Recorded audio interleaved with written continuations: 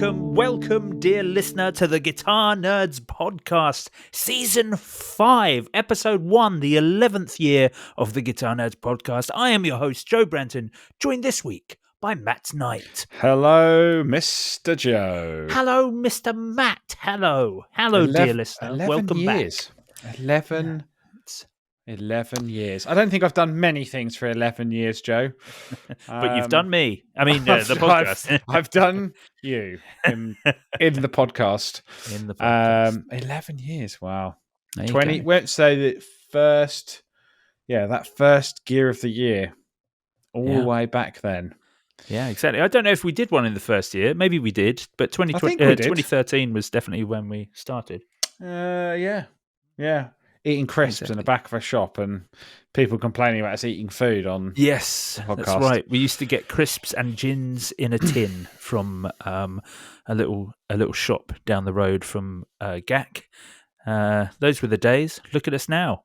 Yep. Just ask long-time listener Mo Gravett, because he will tell you what it was all like, because he's been here since the beginning. But we're back for 2024. Our strongest year ever.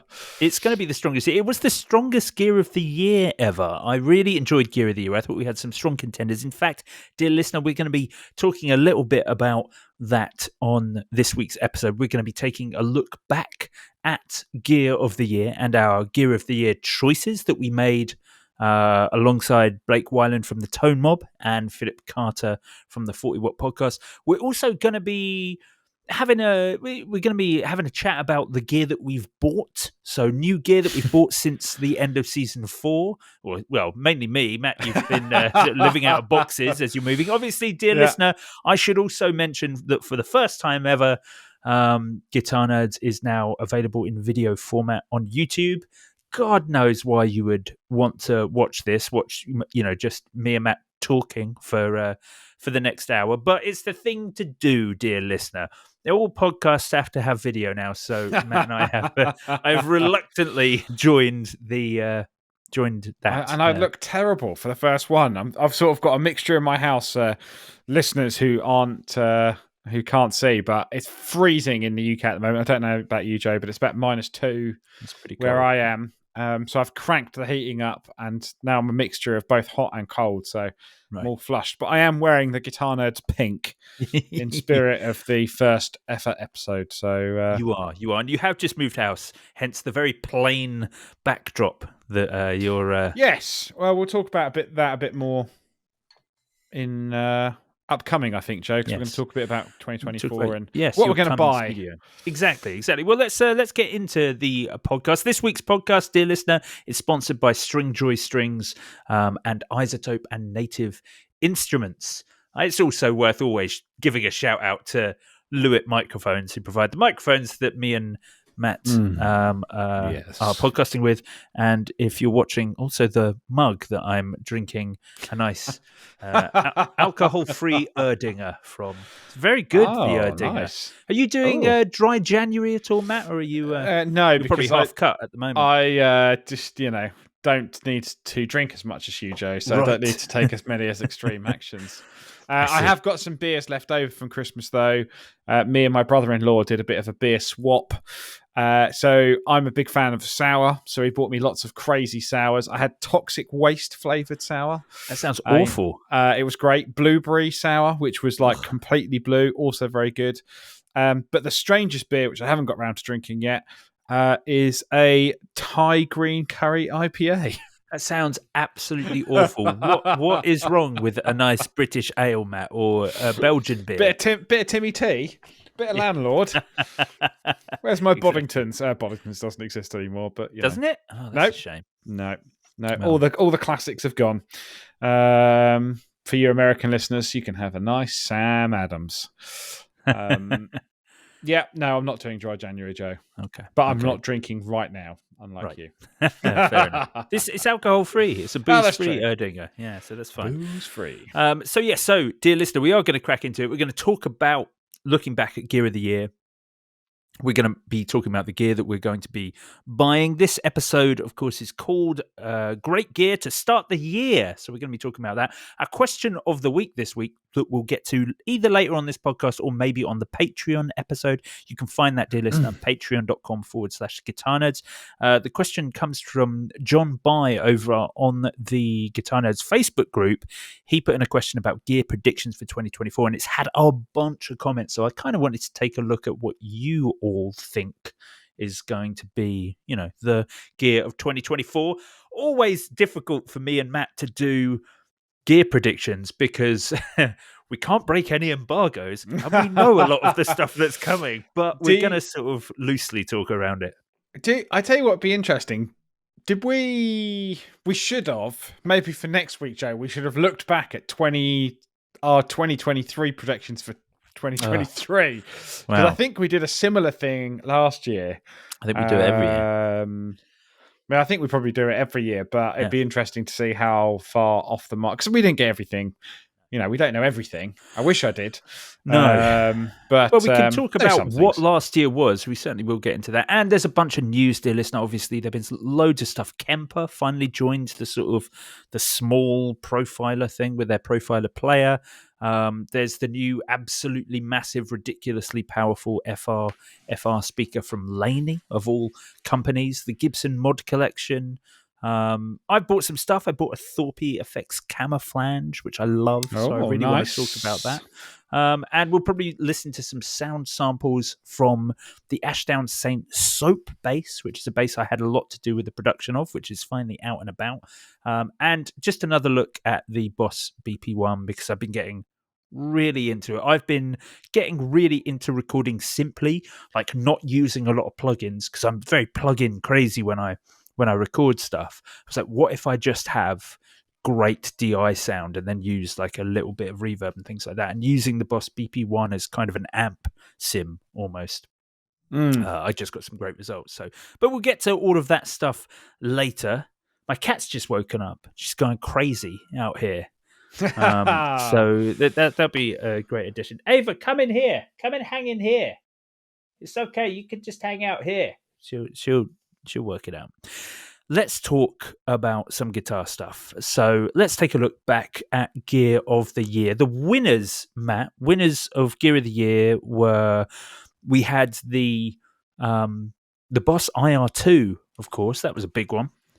And a surprising one, considering I think it launched 2 weeks before Gear of the Year actually always a problem started. It's always a problem because often I find on our Gear of the Year, the things that win are the things we're most excited about at that point in time. So I do wonder how the test of time is going to affect the IR2. But that said, on the Facebook group, we had plenty of people who were commenting, saying that they'd picked up IR2s and they were really getting on with them. Yogi, the guitarist, posted a picture of his pedal board, I think, featuring an IR2. It definitely, you've been saying this for a while, and I've sort of been like, no, it's not, amps aren't disappearing quite that much, but it definitely looks like people are. I feel like the IR2 has had a better reaction than the IR200 for Boss, even though the IR200 has more. I think there's something to be said about the iconic look of a Boss compact pedal. We've had many different shapes and styles over the years, but I think there's something to be said about anything fitting inside of a compact shape. As soon as you put something in there, it's like, oh my god, that's another Boss pedal. That shape is iconic. That design is iconic. It's a great shape, isn't it? It's a great looking, super robust pedal. Mine and many other people's opinion, the best there ever was and will ever be. I personally don't think you can beat it. I think it is the best design ever. Right. But I think IR2 was great. But I think with a lot of things that we've done similar, this does a lot. And actually, I think products that, have always done really well for us are like really simple, really easy to use. So IR200 is great if you want all of that stuff. But actually, IR2 packs all of that into a compact, and then you're just like, wait, so you can use it as an interface. You can use it on your pedal board. You can use it to practice. Yeah. And it's really cheap. And it's not as cheap as like some of the crazy cheap OEM stuff you can buy from Amazon, but it's cheaper than a Strymon Iridium or similar. But I do think that Boss iconic shape has a lot to do with it. Yeah, I And I think think not having a digital display is kind of actually an advantage. I think, and there's certainly you're certainly not the only brand to do that. There's plenty of the Walrus stuff doesn't have digital displays. No, there's loads of companies offering analog, not analog, rotary controlled things. But I kind of think that's what bridges the gap between someone who's happy to use something like a Quad Cortex and someone who just wants some more original stuff, trustworthy stuff. The IR2 is in a pedal that's how many times is the foot switch tested on a Boss pedal? It's like 100,000. I think I've got the book says 100,000. They're like you say, it's going to last. But perhaps you're right. I think there's a tactile thing to a compact pedal or something that's hands-on. When DM101 came out, there was lots of discussions about, should it have a screen or should it have, X, Y, or, Z? And I was like, well, actually, if you think back to something like the DL4, it was so good because it was so hands-on.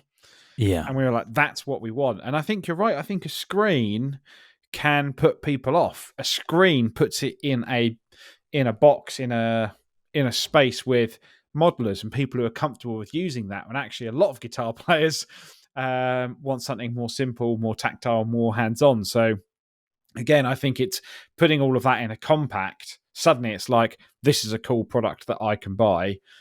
That's not a lot of money and it's made by Boss, and I know Boss and I trust them. So yeah, it's been great. And actually I think it's one of the best products we make today, I think. Right. That's good. That's good because on Gear of the Year we can get swept up in the moment a little bit. So I'm pretty happy with this. I feel like we've awarded a great product that it's genuinely a product that probably will stand the test of time. I think it will be a good, consistent seller for Boss. I think it will solve a lot of. I was walking around town on Saturday and there was a band busking, and the whole band were plugged into like one of those multi-input PA speakers. So it's got the power amp in it. It's got like 4 inputs on the back, and it sounded pretty weak. And I'm like, it's because the guitar player was just going guitar into his pedals into this. Yeah. And I'm just like, if you just had something to like shape it and give it some character, it would sound a million times better. And I was like, for 180 quid, you can do that. So I think that's the thing, because Strymon's great, but again, they start to feel premium. They start to feel expensive. It starts to feel like a commitment to that option. Whereas I think the IR2 feels like I could have that and it's a great thing for the toolkit, but I don't necessarily need to have it all the time. Like you could have it on your pedal board and not necessarily ever really turn it on unless you needed to. Yeah. So I think, I think it's going to be one of our consistent, good sellers. It's a great pedal. It sounds really good. And it's got a lot of options as well. Even for you, if you wanted to load it and just use it as a cab sim, you could load bass IRs into it and run a bass preamp into it, for example, if you really wanted to. So there's a lot of options there. Yeah, there's a lot of flexibility with it, which is very good. One thing I was going to say, actually, one thing I haven't done, you mentioned BP1, is run BP1 into IR2, but turn off the preamp stage and then just run the cabinet stage. So you've got a really simple preamp, basically gain and volume, and then a cab. So you're basically creating the ultimate simple amplifier. Yeah. level tone and then a speaker. So yeah, maybe we'll have to give that a go. Yeah. Well, the BP one I love a lot. I was messing around with the Exotic Super Sweet as well. Oh yeah, recently. A pedal that you had for a while. I did have it for a bit. I really like that pedal. What I love about that one is that if you haven't seen it, dear listener, the Exotic Super Sweet is like a mini pedal, but it's really deep and it just has a gain control on the front. And then on the side, you've got a number of dip switches, which allow you to decide it's a boost, I should mention. On the side, it allows you to decide what you're boosting via a bunch of dip switches. So it can be a complete boost, a bass boost, a mid boost. There are a few other options as well. There are, I don't know, like 5 or 6 different options maybe on Yeah. the side. And that's great because it allows you to kind of use it as a bit of a real tone shaper depending on what sort of amplifier you're running it into. Like I found using it as a mid boost was great for bass, actually, just for getting a really sort of clangy 70s precision bass tone. But anyway, I sort of digress. I was using that a lot, and the BP1's the first thing that's come along and that's replaced that, I think, as just being here's some clarity and basic rudimentary tone shaping and a really nice collapsible gain structure in a really simple pedal. But I think, I've messed around with a bunch of boosters, and the BP1 for me was also just the one that felt when you turned it on, it did just make, going way back, if there's new listeners, from 10 years ago when we were like, there's a class of pedal that is just make gooder. It just makes everything more good. And what did we used find to love? Was it the TC Class Spark, A? No, Spark Boost was always one, but the Pigtronics Class A Boost. That was it, the Pigtronics Class A. But I think, that the thing with BP1 is there isn't any pedals on the market that cover the RE201 preamp and the CE1 preamp. And so many people have used those in recordings, in the studio, or, live. And that is part of the chain. That's part of the signal chain. Yeah. I just thought it made delays and reverb sound so much better. So much better. I actually ran it at the end of all my drives and before all delays and reverbs, and just left it on all the time. And it just made such a huge difference. For me, if you were going to buy one pedal, if you were thinking, I'm going to buy something in January, BP1. It's just wicked. One of the best pedals I've one of the best pedals I've been a part of, but also one of the best Boss pedals, in my opinion. I think it's really, really good. I know I've just said that about 2 Boss pedals, but they have been 2 really good Boss pedals. Yeah, they have. I just had to bring up the Gear of the Year 2023 list because I was like, what one pedal? I couldn't remember. It was goodness me, what a way to start a series with a little bit of Boss love. Yeah, the DM101 won best pedal, but also the Meris Mercury X came in second, and the Hologram Chroma console came in third, which is kind of interesting because when I look back on 2023, and someone said it on the Facebook group recently, 2023 was kind of the year of the lo-fi pedal. It feels like a lot of people were bringing out lo-fi pedals, which they varied from being tape-like choruses to really degraded delays thing. Obviously, Chase Bliss right at the front of that at the moment. It seemed to be a really big thing. If the year before that was the year of the Rat, like we saw every single company making a version of a Rat pedal, I feel like 2023 was the year of lo-fi tones, Mac DeMarco tones. Yeah, the year of everything sounding... Oh, my guitar's falling over. Year of everything sounding slightly rubbish. No, it's actually, I thought we didn't really talk about it. Didn't come in the top 3, but, the Chase Bliss Lossy, they had some great stuff. I thought it was great to see something of that digital age. But then the Chroma console, the Chroma console, which is really designed after...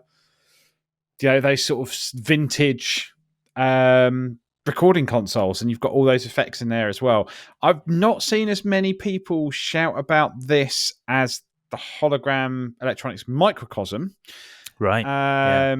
But I can't see this one ending up being Reverb's top-selling effects pedal for 2 years running. Yeah, I don't know. I don't know. There was, again, so many guitar pedals launched last year. It's and that's from big companies to small companies. I think I was reading on our friend Stefan from Guitar Pedal X. He basically puts a thing up for every single pedal launch from every company, from tiny person in a shed to Boss. And I think he did something like 300 articles last year. So you just think how many pedals are launched. It is crazy. It really is. Yeah. There's there is There's a more than crazy enough. amount of There's more pedals. than enough. But there's certainly a few things that, I'm interested in. I see a few things I've seen already towards the tail end of last year. But I think those three pedals will hold the test of time. The Meris ones are the ones that are interesting. I know Blake fought hard for the Meris ones. I He think maybe the loved ones that them. I've seen the least of, I think. Guitar Nerds is sponsored by Isotope and Native Instruments, two companies who provide the bulk of the recording and editing tools used by Guitar Nerds. If you have a home studio or if you're thinking about getting into demo recording from home, then Isotope and Native Instruments provide the tools that you need to make premium quality recordings with ease and with virtually no equipment other than your guitar and laptop. Isotope make all the voice editing and audio repair tools that I use for the podcast each week, and Native Instruments Guitar Rig 7 is one of the best, most comprehensive collections of virtual effects and guitar amplifiers available anywhere. Use discount code NERDS10 on any product in the Isotope and Native Instruments catalogue for 10% off their fantastic range of tools. I think it's that though, Matt. I kind of feel like, so my honest cop on it, when I see things like the Mercury X come up, I find it hard to get excited about all you can eat reverb or delay pedals, because it feels like that's been what has been on the menu for a long, long time, since the Big Sky's been about. And I'm sort of at a point where I'm like, I mean, this is just a personal thing. I'm quite happy with a spring reverb. I definitely went through a thing where I was like, oh yeah, shimmer delays, octaving, quadranautical delays, reverbs, that's what I want. But then when it comes back to it, none of them are actually usable for music making. They're fine for making like a weird Twin Peaks dream sequence, but as soon as you need to apply it to anything actual, well, what you probably need is a spring reverb. So when a company launches a £500 reverb or delay effects pedal, it just doesn't. It's not the thing I want, and I'm sure if I sat with this pedal, I would love it very much. I just always have the benchmark with reverbs and delays of, and this comes back to another product that launched, will it be as good as the reverb and delay models that are on the Helix? Because they're incredible, and the HX1 gives you that option at a decent enough price. And the other question, of course, is will it be as good as a Space Echo? And I don't even mean the new one. It could be the RE20. That was an incredible pedal. And I've never found necessarily that I needed anything too much more than that. Maybe the Empress Tape Echo. That was very good. I think pedals becoming that.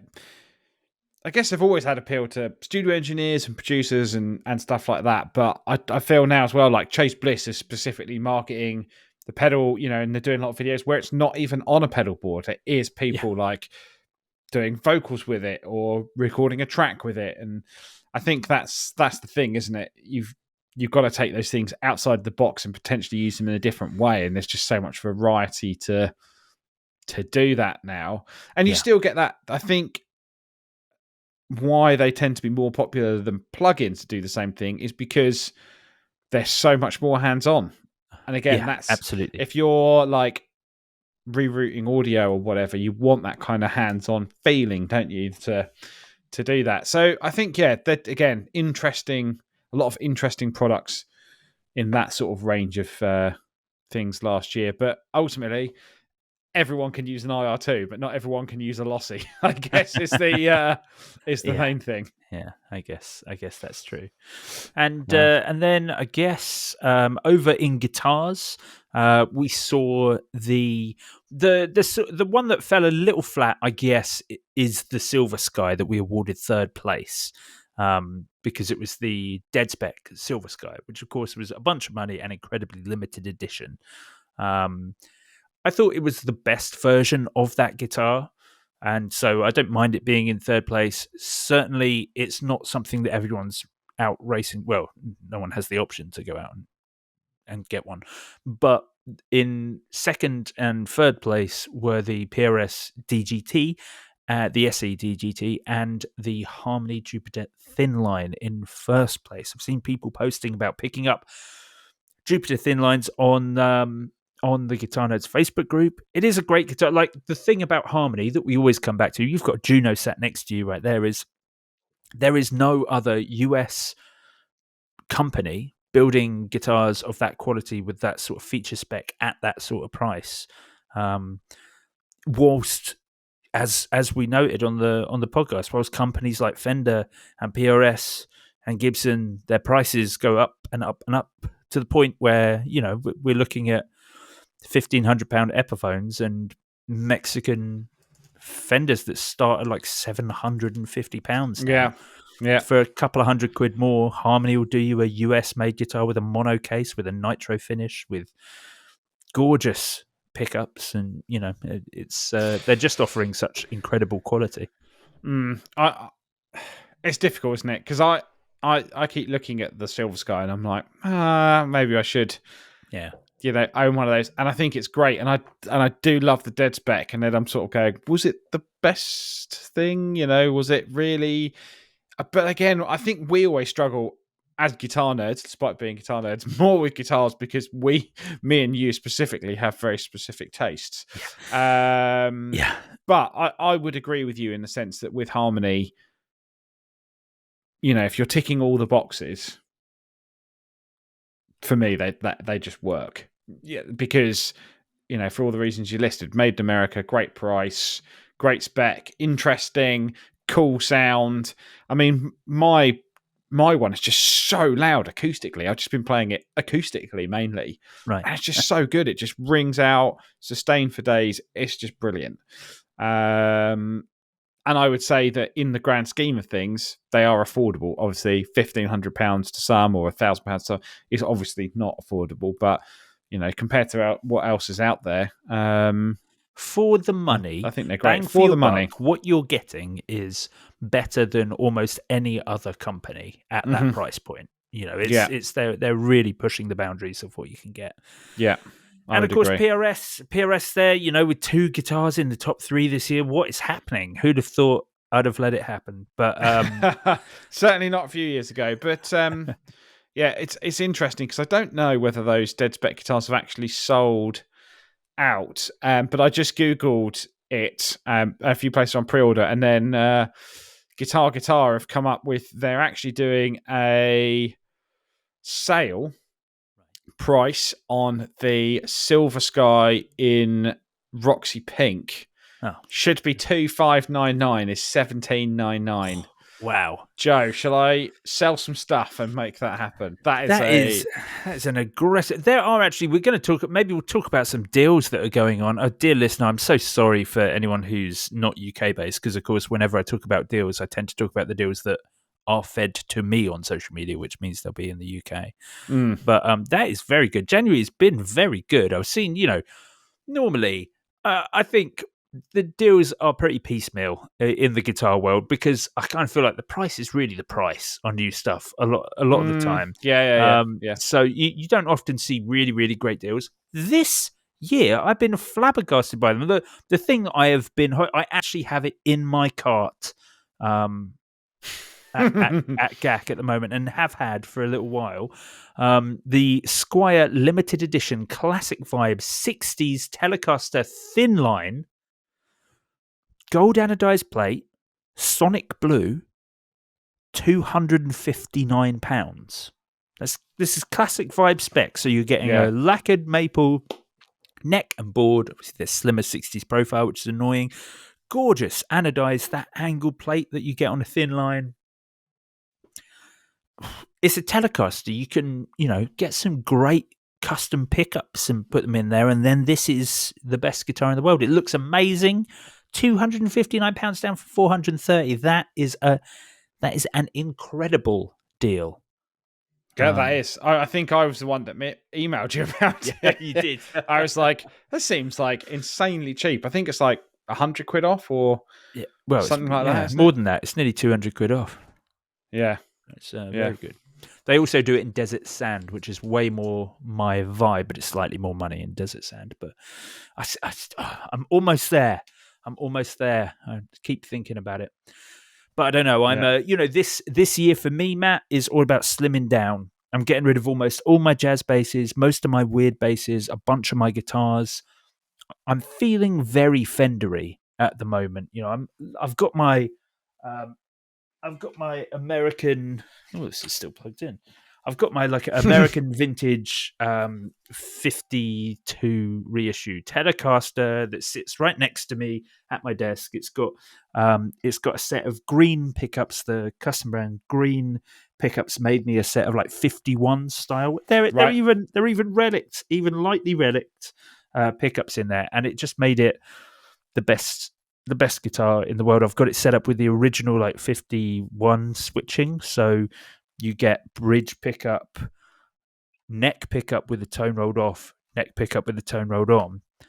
So you don't ever have the option to play the two pickups together, because why would you? That's pointless. So I've got that sat next to me, and I feel like that's all I'm playing guitar wise. And then right next to me on the other side, I just have my my 50s P bass that I've got refinished in a two-tone sunburst. It's just the 50s classic. And that is a good bass. I'm doing everything that right. Well, I also have my Silverburst. This is a vintage. I have a Silverburst P bass. It's basically the same thing, but made by Vintage, not Fender. Those are the three things I've sat next to me, and I'm doing everything on them. And I'm feeling like all I really want is a couple of P basses and a Telecaster. That's all I need. So I don't know. This year, big sell-offs and just things with gloss maple necks is what I want. I really want this Silver Sky. I'm just looking at it now. I'm like £800 off. Looks like they've got one left in stock. I'm like, wow. How can I get 17.99? Have you heard of this thing called a credit card? I have. Well, if I hadn't bought a house and already got plenty of credit, then maybe. Maybe. Why don't you put it on your credit card, Joe, and I'll pay you back? I have a few credit cards. This could work. But I'll send you a bunch of my gear. You wanted a DGT anyway. That was what you were after. Joe, that was last year. Oh, I see. Are you going off the DGT? Is it because the PRS SE DGT? It seemed like it got a lot of chatter on the Guitar Nerds group on Facebook. People seemed excited about it. A lot of people agreed with whoever it was. Was it Philip or Blake who was talking about the weird location of the pickup selector? No, I still think it's a great guitar. I've watched a lot of reviews after we did Gear of the Year as well, and a lot of different people talking about it. And I actually think for the money, I think it's bang on. But then again, I also really highly rated the Silver Sky, so this is the next option, and it's in pink. So this could be it, Joe. This could be it. You think you found your thing? Yeah, maybe I'll just have to sell a bunch of stuff. You've got enough strats, Matt. No, I've got 3, but whatever. Yeah. Well, Matt, maybe you can help me. I was thinking of completing my Fender collection with a Strat, a nice 50s style Strat. I want gloss maple neck. I was thinking classic vibe, like black, white plate. You get the thicker neck. It's annoyingly 9.5, but I can live with that as a radius. What do you think? What are good options for a Stratocaster? I don't want to spend loads. I don't mind spending more than a classic vibe, but I specifically want something traditional on the neck front. It has to be gloss. It can't be any of this satin mumbo jumbo that you like. Guitar Nerds is sponsored by Stringjoy Guitar Strings, the world's first true guitar string custom shop. The thing that I love most about Stringjoy is just their attention to detail, their dedication to making their strings the best in the world. And that's a labour-intensive task that they don't shy away from. Stringjoy are also innovative. They're always looking for new ways to make strings better. As guitar players, we've become so used to all the shortfalls of commercially available strings that we stopped even looking for them to be better, last longer, intonate well, easily. Stringjoy bring all of that to every pack of strings they make, and they're available almost as readily as any other generically made guitar string. Stringjoy strings are available at stringjoy.com and at 400 plus dealers across the globe. If your local store doesn't stock Stringjoy yet, ask them to. It has to be gloss. It has to be gloss maple, and it has to be how 50 spec does it need to be? So because this isn't like a Telecaster, I'm less fussy. Obviously, if I could get 7.25, I would. But I also, if there was a 9.5 radius Strat that did everything for, 700 quid, and a 7.5 inch radius, 7.25 meant I had to spend 1,800, I'd go with the 9.5. Do you know what I mean? I'd love a more traditional spec. I'm not necessarily. I appreciate that Fender like to isolate proper vintage spec to the upper echelons of their pricing. Because you could buy on Reverb right now in Brighton, Joe. Yeah. There is a Fiesta Red Classic 50 Strat from 2013. Wow. Which has the glossed maple fingerboard. Lovely. Someone has also done the best modification in the world to it and put the David Gilmour EMG DG20 pickups in it. So you've got the best of both worlds. It's got the 50 spec with the Gilmour in it, so that is a banger of a guitar. Wow, that sounds amazing. It's interesting because I don't know a huge amount. I can't remember a huge amount of what's out there now, but there's a lot of these like kind of 50 strats from like 10 years ago, like the Mexican ones with the like pretty gloss neck on there for like somewhere between 500 and 700. Feels like a good shout to me. I think that's a similar kind of era to like the Baja stuff, which was always really, really solid. So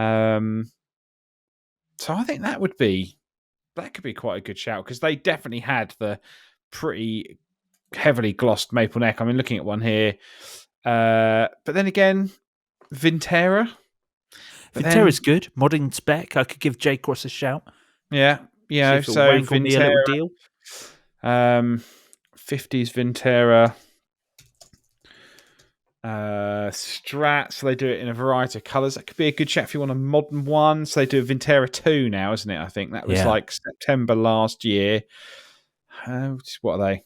So it's €1,100, £720. There's actually a 15% off winter sale right now, Joe Branton. On Fender.com? On Fender.com on the 50s Vintera spec. That is pretty good.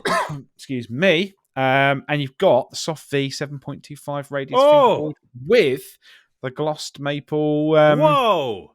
That is everything I want. I think you might have found my thing, and it's a new. I never look new. This is the thing. I'm always trying to hawk out some sort of super deal on Reverb or eBay. It's actually on Fender.com are offering 30% off. Kickoff in 24/24 in style, up to 30% off guitars and basses. Wow! So that's on there. That color only. Right. What's the color? Which is fine. It is surf green. Seafoam green. That's even worse. It's the worst color, man. I will only accept actual colors: Fiesta Red, black, white, sunburst. That's it. Oh dear. Well, I'll find something. I'll keep digging, but I'm insistent on never buying stupid surf colors from Fender until they learn to stop making all their guitars in those awful colors. But they've got all the specs you want, Joe. Yes, so, I know. Just deal with it. They've also got a decent chunk off the gold foil jazz bass. 15% off, Joe. Yeah. Also in the wonderful Sonic Blue. Yeah. That did look cool. I wasn't sure about the gold foil pickup on a jazz bass, to be honest, but yeah, it does look very good. Anyway, I'm gonna look for a Strat over the next little while. Matt Knight, I want to talk to you about the things that you want to buy this year for your studio, but I feel like considering where we are in the podcast, I'd like to talk about a couple of news articles first. So Yeah, maybe let's do that. we'll circle back to that. So in the news this week, well, over the last few weeks, dear listener, we've had the Kemper Profiler Player, their new sort of mini profiling amp. Thank God, finally, we've got Magnatone have released their M80, a compact amplifier. Magnatone really using the whole Slash thing as a way to kind of launch some new amps and go, here's some cool stuff, which is great. We've had Laney introduce the world's most powerful FRFR. Gibson have got the mod collection. Earthquaker released the Blooms, a bass version of the Plumes, even though bassists were using the Plumes already and loving it. And we have the MXR Joshua, which is a very, very exciting ambient echo. Matt, you also added a couple of things you wanted to talk about: the Kernum Fuzz and the Soma Cosmos as well. The Cosmos isn't new, but very much in my I want to buy one this year type thing. Part of your 2024 wish list. Yes. Okay, so where do we start? Should we start at the top? Should we start with Kemper? Because I feel like this is a pretty cool thing to have happened. Or is it? Are they too late to the party, Matt? It's Kemper, I feel like it's still dominating this top end part of amp modeling, in that even though with things like the Tone Master Pro by Fender and even Helix introducing, I guess, more user-friendly interfaces, Kemper are definitely way back there. Their interfaces are pretty rudimentary, pretty 80s, it's the way you navigate around a Kemper, but sound quality is still fantastic, and they still are sort of dominating as this is the profiler that studios get. This is the amp modeler that studios buy. Yeah, I think Kemper were really their kind of, I wouldn't say first, but they were certainly the one that caught most people's attention, and they were everywhere. Yeah. And they still are everywhere. And they haven't really had to do much. And obviously they bought the Kemper Profiler head, they had the power rack, and then obviously they bought out the bigger floorboard. The bigger floorboard, I don't really feel kind of made a massive impact, because I think there were other things starting to come out, and obviously the Helix was very dominant, and obviously we've seen Quad Cortex really dominate that space. And then obviously we saw things like IR2, and we've had things like Iridium and an amp on the floor, and I guess they're kind of going, well, the big one didn't necessarily work. People love the head, but actually some people just want that, but on a pedal board, and that's really where the Kemper Profiler Player is, because it's all of those amp tones, but it's in a guitar pedal. I think this is a very, very cool bit of kit. However, I was going to say lack of controls, but then we've just sort of talked about IR2 being very, very tactile, but this feels a little bit more stripped back, and it's a lot more money. We're talking 700 euros here. So you've got an iOS editor. It is fully compatible with all of the Kemper Profiler amp rigs, but I think the idea is that you very much have the sounds, and then you recall the sounds. Yeah, it's got 3-foot switches on board, which is handy. You can, but you've got your 3 main rigs, and you can search through scenes, and you can bank up and down. However, you bank up through buttons, not through foot switches, so less for on the fly. Really, this is like you're going to have your 3 tones there, but also this is designed for in a similar way, to not too far away from what the IR2 is, which is for people with a pedal board and they just want an amplifier, but they want it to be on their pedal board.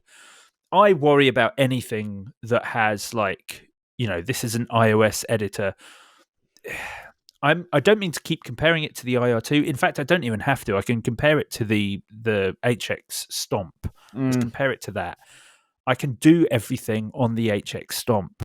There are things you can't do on the Profiler Player. without the editor, Mm, and that's a mm. problem. That is a problem. That is a problem because it. Do you know what? It's the same thing as we talked about it briefly last year. And once the studio becomes more set up, and I can talk about it in a bit more detail, HX1 versus the H9. Like, I love the H9, but you are basically limited to properly editing it with a phone.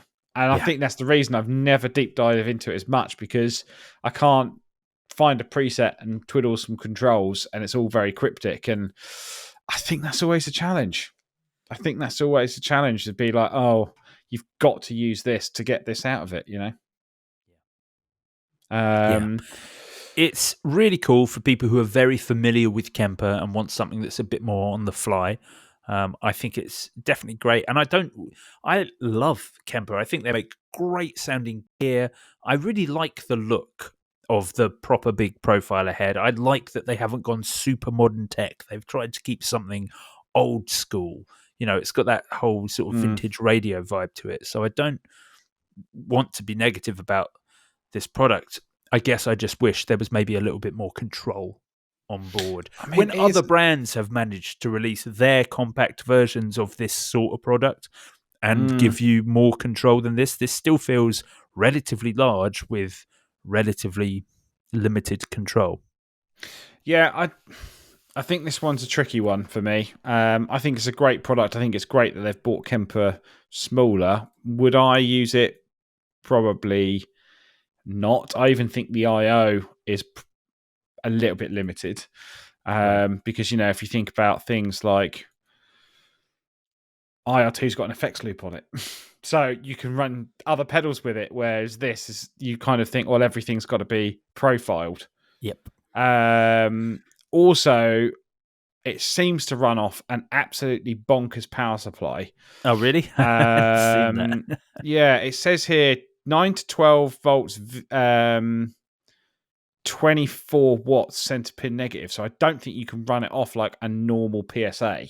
Right. Okay. Which I always think, again, is like, you know, annoying, because it's something different that you have to have with you. Certainly if you're going to run it on a pedal board. Yeah. Yeah, I don't know. Probably not one for me. I feels like, again, there's no screen, but then you kind of gonna have the screen most of the time because you're going to be editing or tweaking. Yeah. I think if you're just looking for a amp pedal board, I think there's other options. I think if you've already got the profiler, this might be a good option for you. But then it's only got one XLR out, which again is very bizarre. You would have thought it would have had two XLR outs or two combi jacks. Yeah. You know, so you could have run line out or, you know, quarter inch or XLR out. And in a world where everything now is moving to USB-C, I think the inclusion of USB-A, and don't, you know, Boss have got a lot here. Come on. You know, Boss, I just put USB-C on it. Because then it'll be because then it could be class compliant, and you could use it as an interface to record direct into. We all still have all the old USB connections anyway. I understand it's strange to, you know, not make something USB-C, but I tell you why I'm actually hot on this at the moment. I did where is it? No idea where it's gone. I did it's here. I did a video.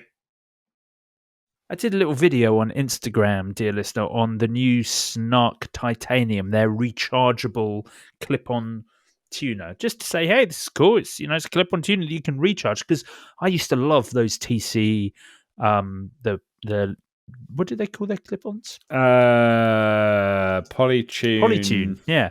I used to love the Polytune Clip or Polytune Mini. No, Clip. Yeah, it was Clip. Yeah. I used to love those, but I was forever changing the batteries. So I know, Matt, the Boss have done a rechargeable clip-on tuner for ages. I didn't actually know that, but this was really handy. I did a little video being like, oh yeah, this is great. And people were commenting on it, not on my one, but when it got reshared by Dan Electro, who owned Snark, people being like, this doesn't have USB-C, so it's useless. Like, and there were a few negative comments about the fact that it wasn't USB-C. We've all still got the cables. It comes with the cable. Nah, I bend them all, mate. No, I've it been to all comes of them. with the cable. It doesn't matter. It doesn't matter. This USB-C obsession is ridiculous. We've all got all the No, cables. we're gonna have to agree to disagree there, Joe. All I right, think fair. USB-C is the future. I think it's because USB can handle data and charging much better and much more efficiently. Oh, so Um, so the thing that we're moving away from is more efficient than the thing we're moving towards. Oh, that sounds very Apple. correct. Yeah. Well, anyway, But is it USB B? Because that is the yes, worst one. The yes, worst one. it's the Because no tiny one has one. that. Yeah, Yeah, it's that's way more useless. Yeah. specific. But this one is actually like, in fact, I don't think it's A. It's like the proper old school chunky, like your Oh, dad's like computer printer in the one. night. Oh, Yeah, yeah. Wow. printer. Yeah. Wow. That's old Um, school. I like it though. It's a bit more robust. It's a bit more giggable. they But call it USB Ultra. B. USB B. Right. BB. Which is a bit more annoying because not I even have to keep one of those aside because hands up, boss have got some products that also have.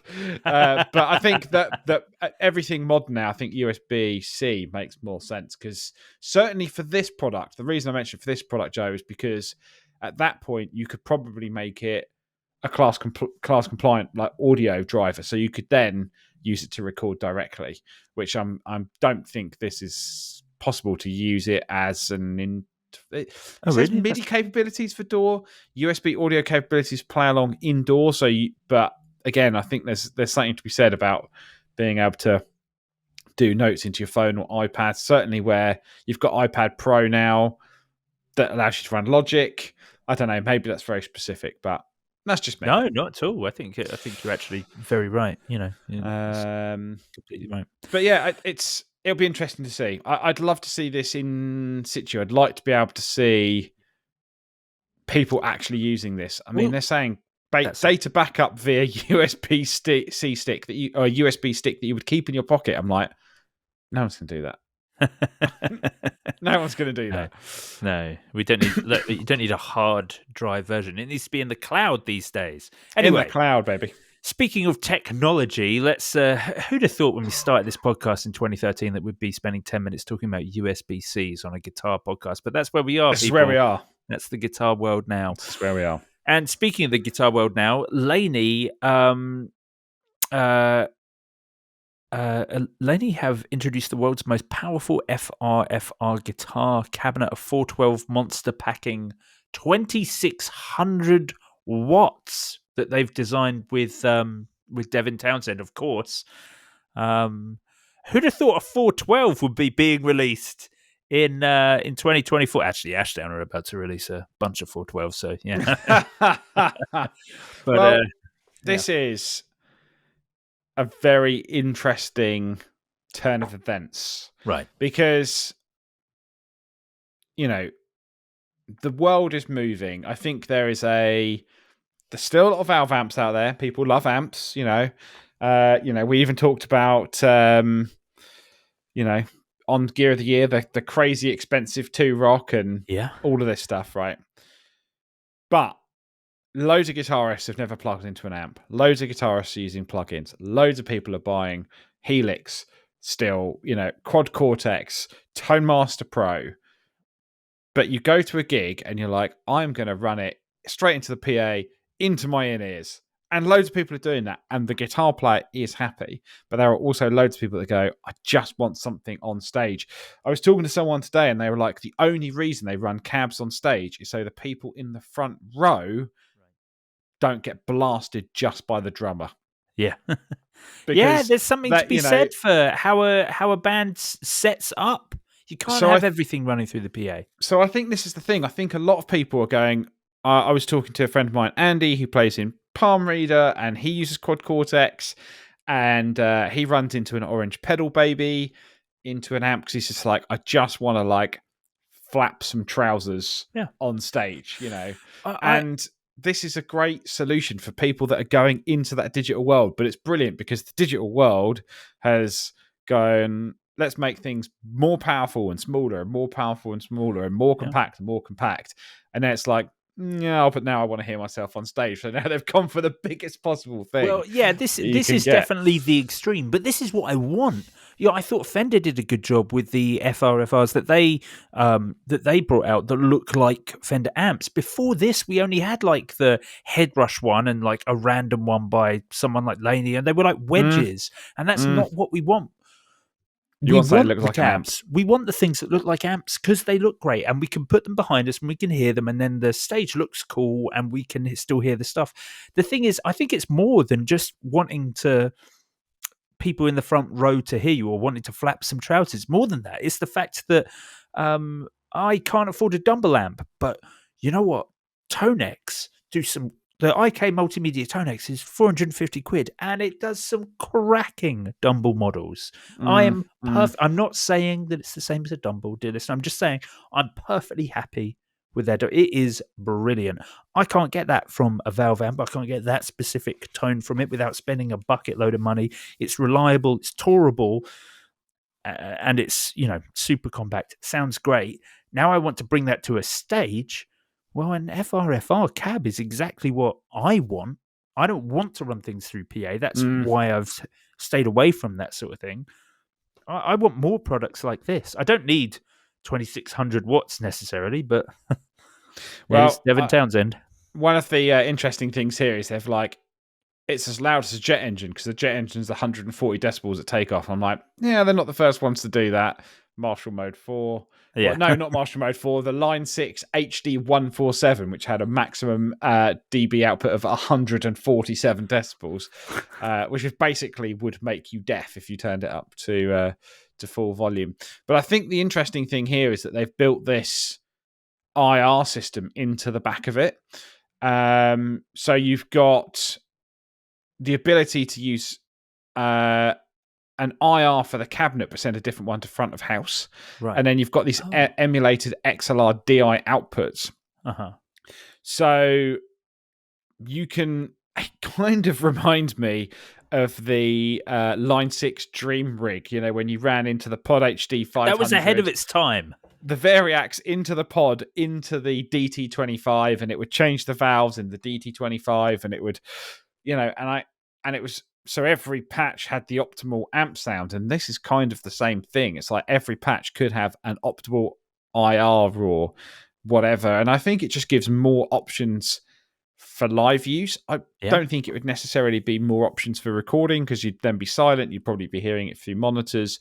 But I think for people out there, the Quad Cortex users, the Helix users, it just allows you to have that power on stage and have something that is FRFR but can sound like different speakers. But it's consistent. That again, consistency's the key.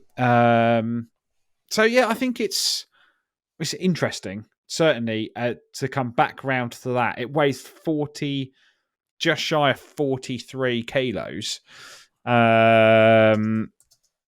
So in pounds, that's 95 pounds. I mean, that is wow. That is heavy. That's heavier. Obviously, it's a 412, but I wonder, Marshall 4x12. How much does a 1960 Marshall 1960A weigh, Joe? No idea. Lighter or heavier than a 1960? It can't be more than 60 pounds. 36 kilos. Oh. So, for context, it weighs almost another half of what the a Marshall 4x12 weighs like. Wow. So I think it's very specific, but I am sure that probably something like this is going to allow them to make a product like this now and then scale that down to a 212 and then probably a 112. Yeah. This technology trickles down. So, $1,100 or $1,800. It's not cheap. No. But it's very niche, but I'm hoping that it's paving the way for more of this sort of thing, for more FRFR, more ways to bring digital amplification to people like me who still want an amp on stage. That would. And I'll tell you what I like, Joe. the fact that it has a downward-facing LED light strip at the top of the cab, Right. beneath the grille that basically illuminates the front of the cab. Very cool for the on-stage look. That is very cool. That is that's super cool. Yeah, would Well, love to try one. Never. Well, we could go to Birmingham. We could go to Laney. That'd be I fine. do not want to ever turn one up to full. My hearing is far too precious. Fair enough. Yeah, 139 decibels. I think that's probably just a result of the power they've put in it rather than them actually trying to get an amp that's way too loud. Yeah, absolutely. Now, we are coming towards the end of this week's episode of the Guitar Nerds podcast, dear listener and Matt. Before we do round anything up, though, I did want to have a little listen to this week's sound sample, the sound sample of the week. Like I said, I've been spending a lot of time this week with if you're watching, if you're listening, dear listener, it's the Boss BP1W.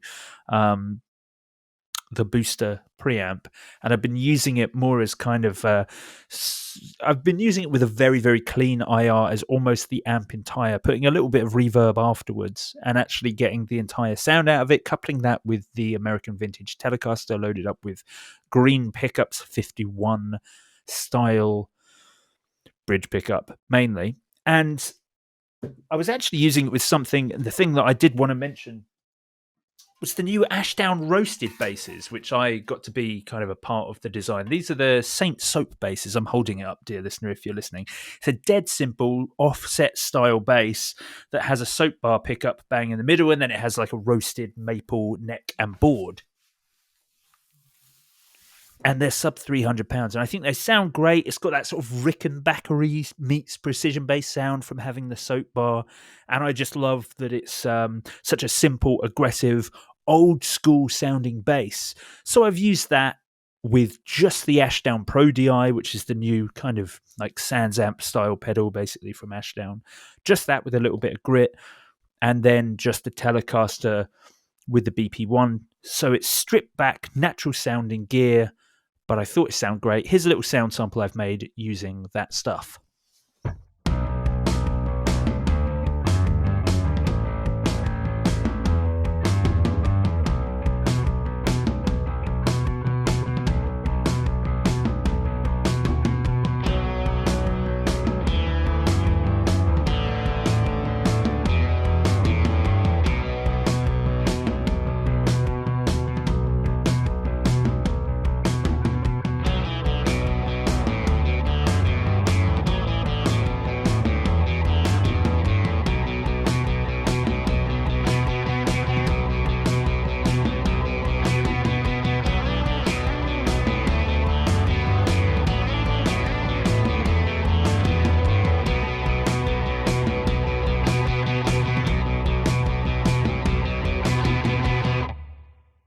There you go. Dead simple.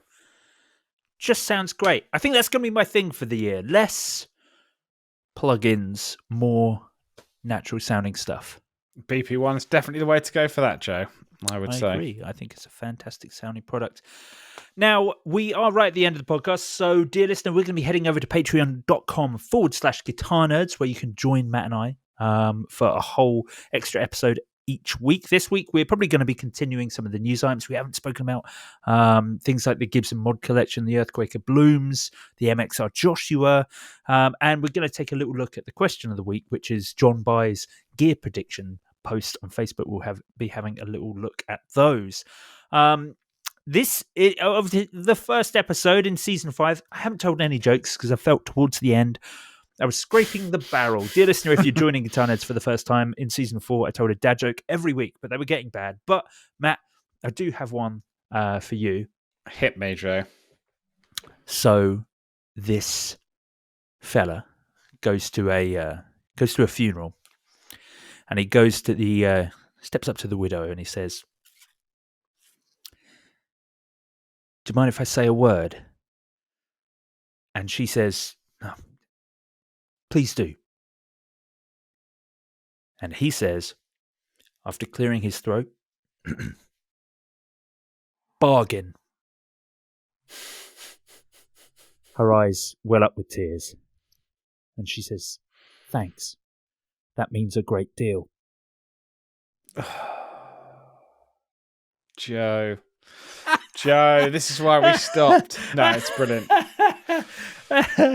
Well, I thought it was pretty good. I thought that was pretty good. It was pretty good. It was pretty good. I can't lie. Well, to not finish this podcast on such a downer, I'm going to thank all of our top tier Patreon supporters before we go. So thank you very much to Nicholas Strom, Rocket Rob Patterson, Phil Sadler, Marcus Deluxe, Suresh, Dorsonic Pickups, Rob Witherden, Chris Franklin, Anton Fryant, Barry Gresbick, Steve Davis, John Conaway, Russell Healing, Yogi the guitarist, Ty Allen, Kyle Harris, Sean Hughes, Andy Hoffler, Eric Hemmer, Jeffrey Wax, Dan Pilver, Brian Einsler, Dylan Griffiths, Mark Hizal Kadawaki, Eric File, Peter Pesce, Andy Manley, Joe Puttick, Blake Wyland, Phil Radomski, Dave Lee, Ross Edwards, Jason Wharton, James Dorr, Jake Gray, Derek Rich, Scott Kennedy, Steve Merkel,